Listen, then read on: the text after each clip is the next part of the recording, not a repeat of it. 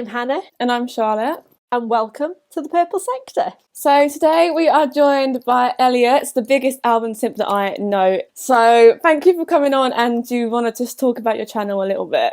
Yeah, so I do videos a bit in the style of like Will from FP1 and sort of Josh Revel, where try and have a bit of a laugh, talk about some stuff, nothing too serious, and just talk about things that maybe some people aren't. So I'll put all his links in the description below. So Hannah, do you want to kick us off? So for me, one of the kind of key points or key persons to look at for the weekend was George Russell.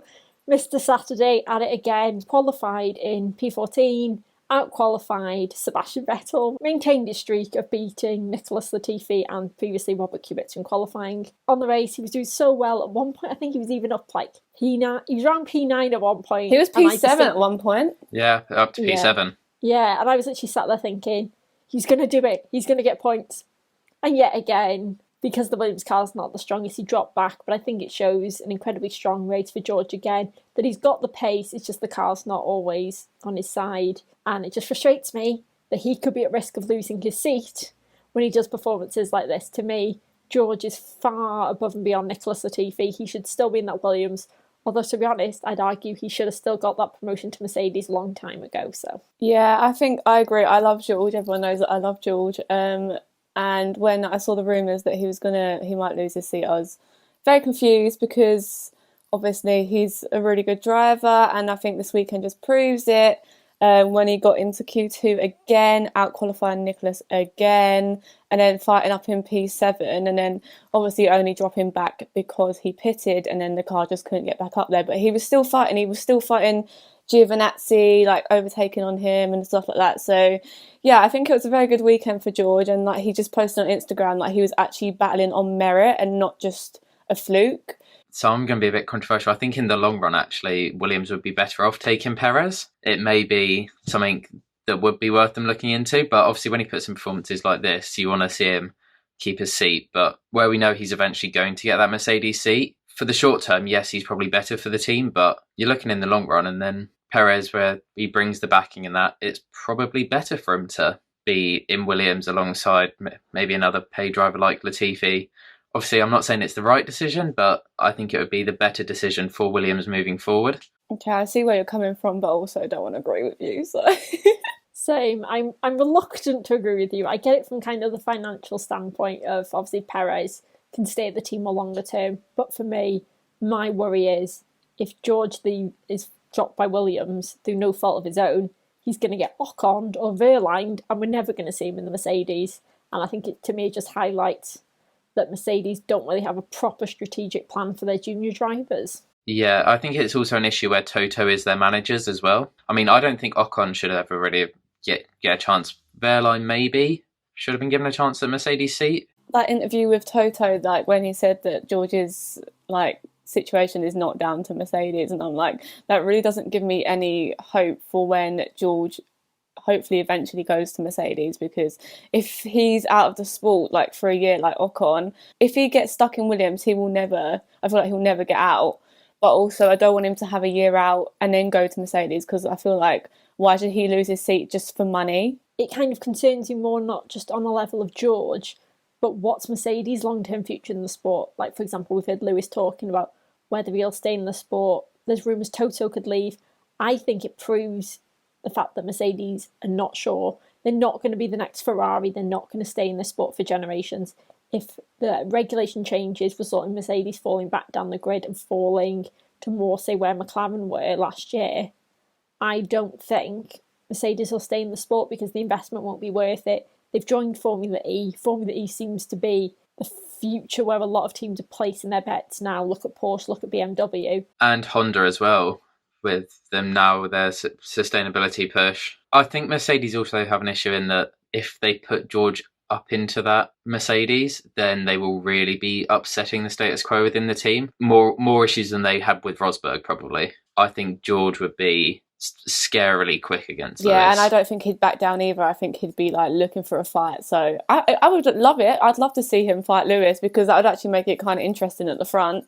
Right, so should we move on to our next driver to talk about? Elliot, who are you thinking kind of stood out this weekend? So we're going with Lance Stroll, who, decided to remix his FP2 session into the race. It was a terrible weekend for Lance. Got his 2 penalties, one for the Lando incident, which I would say was arguably a racing incident. Also, with the track limits violations at turn 1, which we saw were just rampant throughout. Yeah, it was just a bit of a bad weekend all around for Lance. Never really got it off to a start, and I don't know if that is due to maybe where he missed some running in Russia, so it might be a bit of rustiness, but you'd expect with how long he's been in the sport now, you wouldn't have those issues. Anytime they like Lance and Lando battle together, I just can't watch, because I know it would just always end up with someone going off and them colliding or hitting each other, whatever. And I just thought, oh, for God's sake, not again. And then obviously, I think we've all heard Lando's radio in the race, and then after the race, and then Lando's interview after.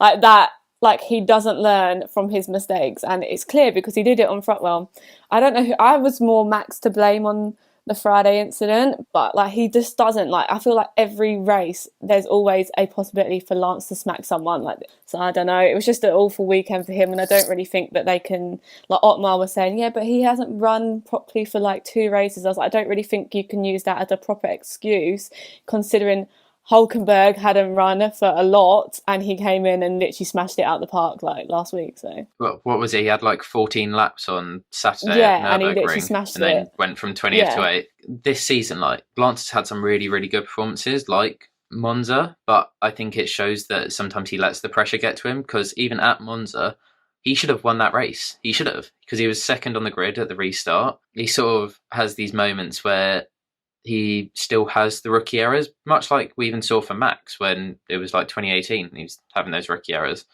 So I think Lance has improved a lot this season. Oh, and his deficit to Sergio was 6/10 in qualifying. There's no points for Saturday, really, which is like something I say quite a lot. Ultimately, you get the points on the Sunday, you get your fastest lap, and you get your points for where you place. But it is a bit of a worry when you have to make up so much on race day, like Lance does. And obviously he's amazing on those opening laps, but it just seemed a very scrappy weekend for Lance. I think it's one of the things, if Lance Stroll has to be probably one of the most criticised drivers in F1, there's a lot of arguments over whether he deserved to be in F1 in the first place.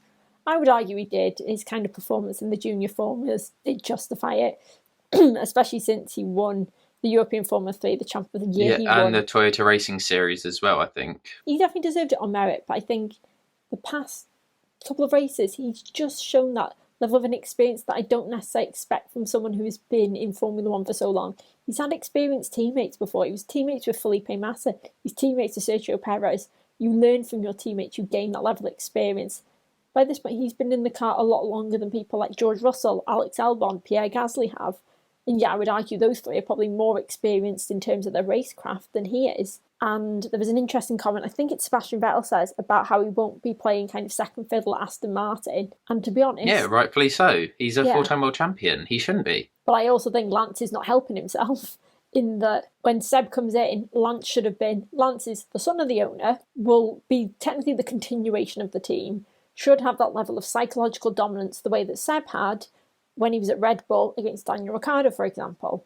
But I think it's going to be a situation where Seb is just going to dominate the team. Seb will find a way to get comfortable there and will be able to build the car up. I feel like he could do a bit of a Fernando move on it. Apart from Alex right now, he knows like he's literally the most criticised driver like anywhere on Twitter, anywhere. And there's just some races where he just doesn't help himself. And it's really frustrating when you try and defend him so much, because there is some performances that he puts out and it's absolutely amazing and he's doing really well, and then there's like others where it's literally like today, like, and this whole weekend, like awful.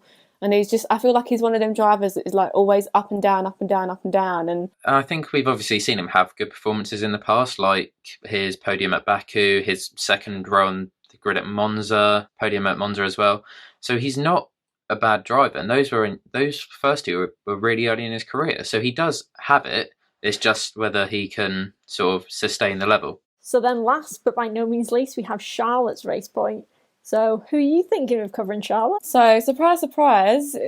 Well, it's not Lando this week. It's Pierre again. I just think this weekend's been really good for him. Obviously, on Friday, his car was literally on fire. So, big up AlphaTauri for actually rebuilding a whole car overnight. I think he also said before the race today that they had no sleep because they were like rebuilding a car, and I was very surprised that he didn't get a penalty. I was like a bit confused about that. Yeah, I thought because they did a Yeah, chassis change, so I I thought thought they'd get a penalty. I knew they wouldn't get one for the engine because they use old Paul engines now on the Friday, but yeah, I thought they would have got a penalty for the chassis change, but that might just be because last time someone did that was Albon in China, 2019, when it might have been because of quali and it's park Fermi rules. That's true. So So obviously car on fire on Friday, and this is what I've literally wrote in my notes. Car on fire on Friday, qualified P9 on the Saturday, so getting into Q3 when Kvyat didn't, and drove a mega race on Sunday to finish P5. And I think the one point that I was actually like quite scared about when I was watching was when he tried to overtake Perez into turn 1, and I literally don't know what the hell Perez was doing, because I thought there was going to be a crash. I don't know how Pierre didn't crash into the back of him. He's so cemented in that team now. He's kind of like Lando at McLaren. I feel like Pierre is like loves being at AlphaTauri, and it makes him feel so much like so comfortable. So yeah, I think he's just had a really good weekend, to be honest. And yeah, he was really strong, and I think he did seem like he had a point to prove. And I don't know if that's because over the past week we had the rumours come out about Renault, which Alan Prost came out very quickly to shut down. Also, sort of with Alex's performance, there are the question marks of should they move Pierre back up to the seat for the end of the season. I think, even as an Alex fan, I think maybe do it and just see what happens, because maybe with Pierre's off the back of the win and the current form he's on, maybe he does have what it takes to drive that car. Like, if he doesn't, then you reassess. I don't know what AlphaTauri's plans are. It seems like they're wanting to get Tsunoda in, depending on his super license point situation, but given the new rules, I think they should be all good to do that. I think Pierre is trying to prove his point to get back in Red Bull, but I just don't think it's going to happen with the comments we've heard from Christian and from Helmut over the weekend. I don't know. I think he's sort of seeing Renault now as his chance at a top team, hopefully for the regulation change. If you compare Pierre 2019 to Pierre 2020, it's like a completely different bloke, a completely different driver. He has been so strong in not just his qualifying, but his racecraft, the fact that he obviously won in Monza. And like this weekend was, I think everyone was asking what on earth the lad had had for breakfast, because he was dicing his way through that field, and that move with Perez honestly had me on the edge of my seat. The fact that their reaction times were so quick, and he was able to take avoiding action. And he was one of those drivers that I found definitely took advantage of the fact that the DRS straight in Algarve is particularly long. They were saying that, to be honest, it could have done with being a bit shorter, because it practically goes into the first turn. Been amazing to see. I think the confidence and the fact that he's comfortable in the team, for me, that's the one thing. You can argue whatever driver's talented or whatever, but if you're truly comfortable in that team and in that car, you can drive the legs off it no matter the occasion. It's like, for example, Lewis in the Mercedes. It's not just he's a brilliant driver, it's because of how comfortable he is there. Same with Max in that Red Bull. That's why probably Max is more successful in it than Alex has been and Pierre was. In terms of the Red Bull situation, I don't actually want him to get promoted back to Red Bull. I love Alex, but I don't think it's a good place for him. To be honest, don't think it's a good place for any junior driver at the moment. Red Bull has a toxicity. It's had it there since Mark Webber and Sebastian Vettel, the teammates. There's this undercurrent, I would argue, perpetrated by Christian Horner and Helmut Marko, that ultimately has to have a top dog driver and then their sidekick. I don't know if he could show Max Verstappen up again, because I don't think Red Bull would ever allow it. I'd like to see him go to Renault, because I think having a French driver at a French team would be good, and I'm not a fan of Esteban Ocon. I think he'll probably be at AlphaTauri next year, because AlphaTauri want to keep another driver, and I don't think Red Bull will promote him again, especially if we go off the rumours that Paul di Resta was saying last time out, around that Pierre might have that he's rubbed some people annoyed off the someone in wrong the way. system. And I think ultimately, i.e. Helmut Marko. Yeah, backdoor politics dominates Formula One. It always does. And I think in the end, his long-term future needs to be away from Red Bull. I agree. I don't want him in the Red Bull, but I kind of do want to see if he can prove the point if he goes back to Red Bull. I feel like if he went back to Red Bull in like next week's race, he wouldn't perform very well, because it's a different car to the AlphaTauri. But I feel like if he had the rest of the races, he would do well, hopefully. I think he fits in really well with the AlphaTauri, and he's obviously getting everything out of the AlphaTauri. He's had a win. He's constantly in points when he's not when he hasn't finished or whatever. Yeah, he's now the highest point scorer for AlphaTauri Yeah. / Toro So he's clearly working really well with that team. But Hannah, do you want to go on to predictions? So we obviously head over to Imola next weekend, and who do you think will end up on pole position, and who do you think will end up being on the podium at the end of the race? So based off of current form, you have to say for pole, obviously Lewis, and with sort of his track record at new tracks, like he just seems to master them. I don't know how the shorter practice session could play into it. I think it'll be really interesting, and I think it'll actually make the race quite interesting. Whether they get an hour and a half on Saturday morning, don't they, compared to the usual hour? So they're not going to be able to run sort of full-on race run programs and quali sims. So that will be really interesting to see how they work that one out. So I think we could have a bit of an interesting race. So I'm going to say we'll have Max win it, Lewis second, and I don't think Valtteri will come third. I'm going to say Carlos third, because Carlos has been having quite a good run of form lately as well. For quali, obviously, I feel like Lewis will take pole for the race. I want Lewis to win because I don't want Max to win, but that's just me. But Max could win it. I also don't think Valtteri will be on the podium because I feel like he's just not with it right now. I wanted to say Lando to get P3, but he's had the worst luck for like the past couple of races. So I'm going to say Lewis, Max. I'm going to say Pierre. I'm going to disagree with you both. I do not think You Max don't? will do well. No. I think Lewis will get pole. I don't dispute that. He's the fastest driver on that track at the moment. I don't think Max is going to get a podium, ultimately, because A, the shorter practice session, but also I've noticed this season he seems to be increasingly struggling to master that Red Bull car. That's Both him and Alex have had That's issues. true. Yeah, that Red Bull's it's been very on and off. Like some weekends it's dynamite. First weekend out the year, then you had like Hungary where it was just all over the place, and yeah. Yeah, I think ultimately that'll be his downfall, is because they'll have less time to master the car. He won't understand it going around Imola, and it'll ultimately, I think he'll probably finish in the top 5, but I think there'll either be an incident he'll be involved in, or he'll just struggle with the car. So I'm going to go Lewis to win, I think. I don't think Valtteri's going to be second. I'm going to go for, since he's been having such a strong run, I'm going to go for Charles Leclerc in second. I'm just going to wish I have my fingers crossed then. Yeah. And then I'm going to go with Daniel Ricciardo third, because he has seemed undeniably confident in that Renault.